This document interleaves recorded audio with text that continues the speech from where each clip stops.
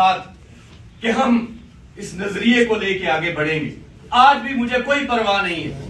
میں نے کتنے M N M P S کا نام گنوایا, آج وہ تو نام نہیں لے رہے, لیکن ہمیں سیٹوں کی بھی پرواہ نہیں. ہم نے جدوجہد ترک نہیں کی, بے شک ہمیں کوئی عہدہ نہیں ملا, لیکن جدوجہد پاکستان میں مائنورٹیز لائنز پاکستان جب وہ گھر تباہ ہو گیا, زلزلہ آ گیا, آج پاکستان مائنورٹیز لائنز ختم ہو گئی, ایک دفعہ پھر بحران آیا, پھر ہم کام آئے. پھر ہم نے 2 مارچ 2018 کو شہباز بھٹی کے خون پہ میپ کی بنیاد رکھی. مائنورٹیز لائنز پاکستان, بہت سارے دوست وہاں پہ خوشپور میں جلسے میں موجود تھے. پھر ہم نے وہ کنبہ, اور آج دیکھیے یہ کنبہ کتنا بڑا, صرف میپینز ہے, 80 سے 100 لوگ یہاں پہ موجود ہیں. صرف یہ میپ کے کارکن ہیں جنہیں مدعو کیا گیا, عام لوگوں کو نہیں مدعو کیا گیا, اس لیے کہ ہم سیکھ سکیں, ہم فارمیشن کر سکیں, کیونکہ ہم نے آگے چلنا ہے. قوم کے جس طرح حالات ساتھیوں نے بتائے, میں بیان نہیں کروں, بلاسفیمی پہ بات ہوئی, فورس کنورشن پہ بات ہوئی, سب دوستوں نے حصہ ڈالا کہ کہاں کہاں جاب میں ڈسکریمنیشن ہوتی ہے. اب دیکھیں کانسٹیٹیوشن, ابھی جوڈیشل کمیشن بنایا گیا, کوئی ہمارا بندہ نہیں رکھا گیا مائنورٹی کا. چاروں ہائی کورٹس میں 10 ججز ہائی کورٹ کے جسٹس پوائنٹ کیے گئے, کوئی ایک مائنورٹی کا نہیں لیا گیا. تو کہاں پہ ہم, آئین میں 26 ترمیم کی گئی, کوئی ہمارا کوئی ایک امینڈمنٹ بھی نہیں ہو سکی شہباز بھٹی کے ساتھ, کسی نے ایک ریزولوشن بھی نہیں پیش کی. کیا ہمارے مسائل ختم ہو گئے؟ یہ جو سوشل کانٹریکٹ ہے 1973 کا 22 سوشل کانٹریکٹ ہے, میں ہمیشہ کہتا ہوں کہ اس کو بدلنے کی ضرورت ہے, لیکن ڈر لگتا ہے. اب یہ آئین بنا تو ہمیں بالکل یہ لکھ دیا جائے گا آئین میں کہ ان کے کپڑے علیحدہ کر دو, ان کے برتن علیحدہ کر دو, ان کو کبھی نہ آنے دو. یہ ابھی اس سے ڈر لگتا ہے, ورنہ یہ جو کانسٹیٹیوشن ہے یہ متعصبانہ کانسٹیٹیوشن. تو یہ کس طرح کی ایکویلٹی ہوگی؟ ایکویلٹی آف سٹیزنشپ آرٹیکل 25, یہ کون سی ایکویلٹی ہے؟ ہمارا نظام جو انتخابات کا ہے وہ بالکل سیپریٹ ہے, ہم اپنے منتخب نمائندوں کو چن نہیں سکتے, وہ ہمارے سر پہ بٹھا دیے جاتے ہیں جو پارٹیوں کے چہیتے ہوتے ہیں. یا رشوت میں ہم نے کون نہیں جانتا کہ پاکستان میں لوگ کہتے ہیں کہ 2-4 کروڑ روپے دو تو نامزدگی لے لو. لوگ یہاں پہ نام لسٹ میں ڈلوانے کے لیے پیسے بڑھتے ہیں, اور پھر کیا ہوتا ہے؟ وہی نظام ہوتا ہے. یہ اتنے ایم این ایم پی بیٹھے ہوئے, میں نام 25 سال سے ایک سندھ کا ایم این اے جو پیپلز پارٹی کی ہمیشہ پرائورٹی نمبر 1 پہ آتا ہے, کیا اس نے ڈلیور کیے؟ واٹ از 25 ایک نون لیگ کے سابقہ منسٹر نے, بڑی منسٹری تھی اس کے پاس, 25 سال اقتدار میں گئے, واٹ ہی ڈلیور اس لیے نہیں کہا. سب یہ موجودہ فیصل آباد کے بڑا نام جو اقتدار میں 25 سال ان کو اقتدار میں ہو گیا, کیا ڈلیور کیا؟ کوئی ایک کارنامہ مجھے بتائے, کوئی ایک ریزولوشن بتائے, کوئی ایک لیجسلیشن بتائے, کوئی ترمیم بتائے کہ اس نے یہ ہمارے لیے کیا. یہ جو ڈیولپمنٹ کے کام ہے کروانے, چرچ کو فنڈ دے دیا, ہال بنوا دیا, کوئی سڑک بنوا دی, کوئی سیوریج کا, یہ اپنے باپ کی کو کمائی سے نہیں کرتے, یہ ہم ملک میں ٹیکس لگاتے ہیں, ہم ٹیکس پے کرتے ہیں پاکستان کے, وہاں سے ہمارے فنڈ جو اپنے نام پہ لیتے ہیں, اور وہاں سے بھی کمیشن لیتے ہیں یہ ٹھیکیداروں.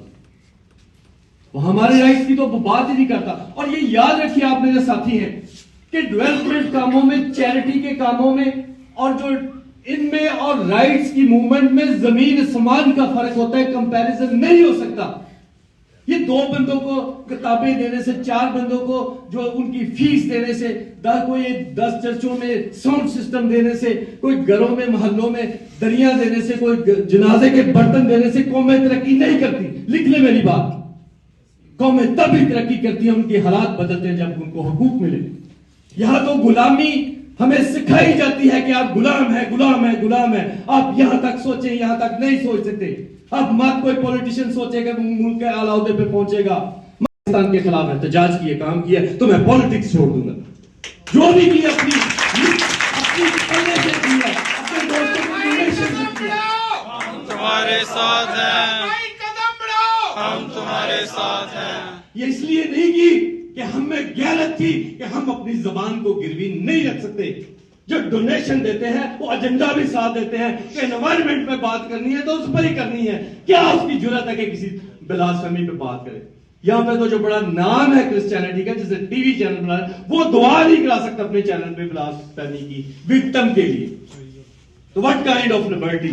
کون سا کہتے ہیں ہمارا عقیدہ محفوظ ہے؟ کر کے تو دکھائیں. یا تو کوئی مسلم لڑکی اگر مسیح بچے سے پیار کرتی ہے تو وہ کہتی ہے کہ میں کنورٹ ہوں, کسی ہماری اتنی جرت نہیں کہ اس کو بپتسمہ ہی کوئی دینے کے لیے تیار. نو ون.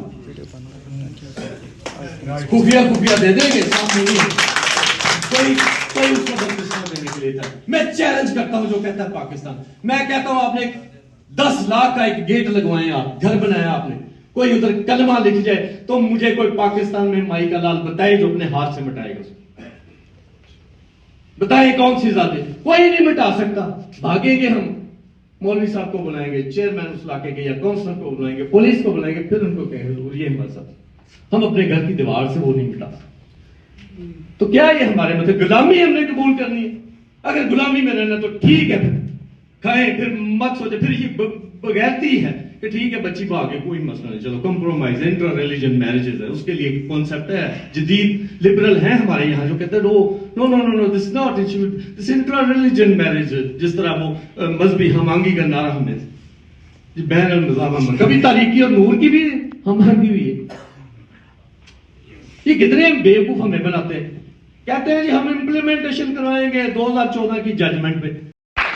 ہم نے دیکھا کیا کوئی ہے پاکستان میں پارٹی کو بتائے, کوئی political M N A M P A بتائے, 25 سال والا ایم این اے بتائے کہ ہم نے ڈی چوک میں کرسی بھی لگائی ہے, یہ آپ کی جماعت ہے جس نے لگائی ہے, یہ ہم نے کر کے دکھائی. اکبرآباد میں سپریم کورٹ کا آپریشن تھا, ہم نے بند کروایا, 6 گھنٹے میں نے وہاں پہ لوگوں کے ساتھ کھڑے, ورنہ سپریم کورٹ کا آرڈر ہو اور ضلع کی انتظامیہ وہاں پہ ڈیمولش کرنے کے لیے لوگوں کے گھر آئے تو کس کے مائی کے لاج؟ یہ ہم آپ کی تحریک کا کمال تھا.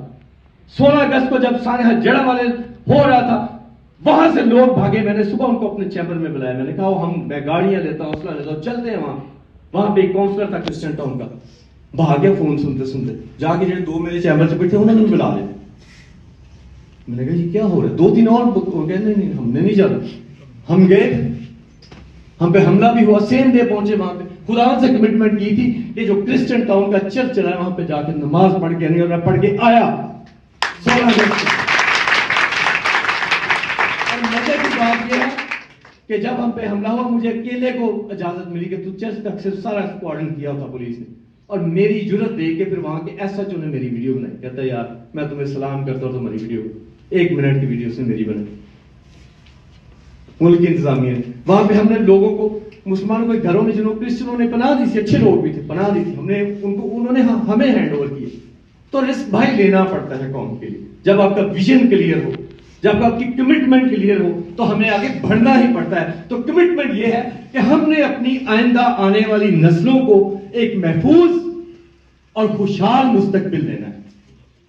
ہم نے ان کو انتہا پسندوں اور غارت گروں کے حوالے نہیں کرنا کہ جب مرضی ہم نے بڑا اچھا گھر بنایا ہے یا آگ لگا جائے. ہم نے یہ بیٹیوں کا سامان جہیز اکٹھا کیا ہے, وہ لوٹ کے لے جائیں. آ سکتی تو دنیا میں کہیں نہیں ہوتا. سپریم کورٹ کی اپنی اتنی طاقت ہوتی ہے کہ ملک بدل جاتے ہیں جو ان کے فیصلوں پہ. یہاں پہ جو صرف فنڈ کھانے کے لوگوں کو لگایا ہوا ہے, ہمیں آپ کو ٹریننگ کرائیں.